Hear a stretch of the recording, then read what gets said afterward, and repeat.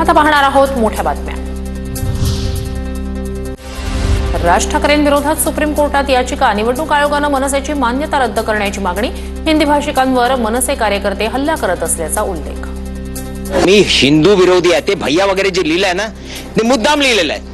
प्रत्येक जे कोण मला मेल पाठवणार किंवा धमकी देणार, व्हॉट्सअप करणार, ट्विट करणार, जे कोणी असू द्या, मी त्यांना आरोपी तर बनवणारच। कुठला तरी भैया मनसेची मान्यता रद्द करावी म्हणून कोर्टात गेला। मराठी माणसाचा पक्ष बंद करण्यासाठी भैया प्रयत्न करणार असेल तर त्यांना मुंबईत राहू द्यायचं की नाही याचा विचार करावा लागेल, संदीप देशपांडेंचा इशारा। आमच्या पक्षाची मान्यता राहावी की नाही राहावी हे कोण भैया ठरवणार काय?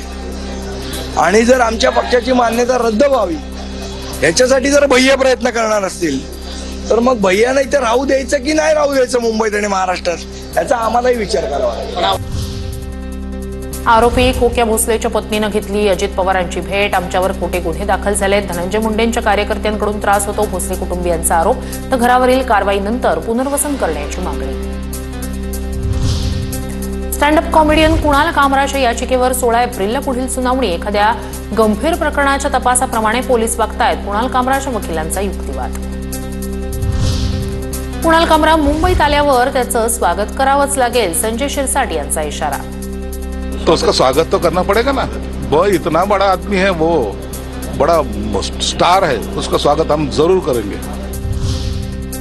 सोमनाथ सूर्यवंशी हत्या प्रकरणात राज्य सरकारला नोटीस, औरंगाबाद खंडपीठानं राज्य सरकारला पाठवली नोटीस। या प्रकरणी पुढील सुनावणी 29 एप्रिलला।